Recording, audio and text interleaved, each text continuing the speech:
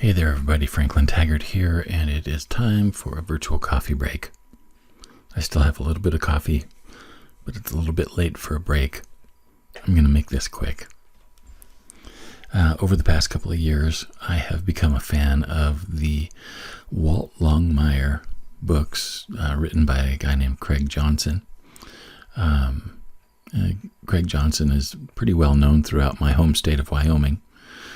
Even though I don't think he was actually born and raised there. I think he came there as an adult and kind of transplanted himself there, but he has captured the imagination and the zeitgeist of the place. And in particular, one of the books that I've read of his that really struck me was one called The Western Star. And the reason that The Western Star really... I'm going to just say it hit home for me because it actually was about one of the places that I would consider my main childhood home. When I was a kid, my great aunt owned a hotel on Front Street in Evanston, Wyoming that was right across the street from the railroad station and tracks, and it was about a half block away from the roundhouse that Craig Johnson describes in the book. And it was uncanny to have someone else tell that story in a way that I could imagine and I could picture, because it was actually written during the time period when my family lived at the hotel. And he really did some digging to find some details in that book about what Front Street was like at that time, and what downtown Evanston was like at that time. And there's an eeriness about it to me that here's this person who's a perfect stranger. He's not from Wyoming. He lives there now, but he's not originally from there. He doesn't have a sense of of what it's like to grow up there, but he captured it nonetheless. And the thing that really struck me about that is that everyone has a story of their experience. And one of the things that I find very interesting is when a storyteller can capture enough of a universal so that a perfect stranger can hear the story and see themselves in it. And I really feel like that is what our primary communication objective is. It's like we are here to tell stories to each other, and the stories that are most personal tend to be the most universal. That's one of the things that I believe really with all my heart, is that if I tell a story that is extremely personal, that there's a universal understanding of that. When I share the most personal stories of my own, those are the ones that other people say, oh my gosh, you too, right? And that was the experience that I had when I read The Western Star. It was like page after page after page of my my middle childhood, probably from the time that I was about 7 or 8 years old until the time that I was around 12 or 13 years old, all happened along that corridor that he described in that book. And I was so taken aback by how well I could picture what he was talking about. And I think that that's one of the things that we have to do in our communication with each other professionally, as well as personally. We have to really tell stories,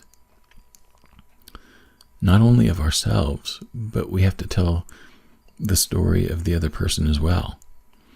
And I think that that's something that we're kind of naturally inclined to do that if we've grown up with storytelling as a part of our, kind of normal experience. I remember every night before I went to bed that we would have a story.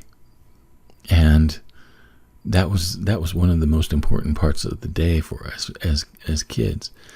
And as we got older, we would read stories to the younger kids in the family.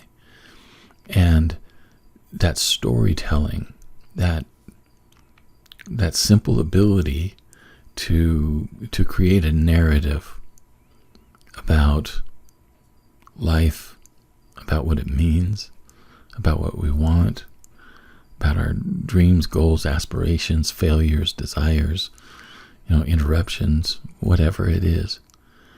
The ability to share that with each other through story, I think, is one of the most powerful aspects of being a human. And it's central to anything that we would want to do professionally. Now, the good news is that there are a number of ways to tell stories. Certainly we can tell them in words. We can share them, through books. We can share them through talks. We can share them through reflections. We can share them through images. We can share them through, abstract art. We can share them written on the back of an envelope. There are so many ways that we can share the stories that we have. And stories are the way that we actually connect with each other on the deeper levels.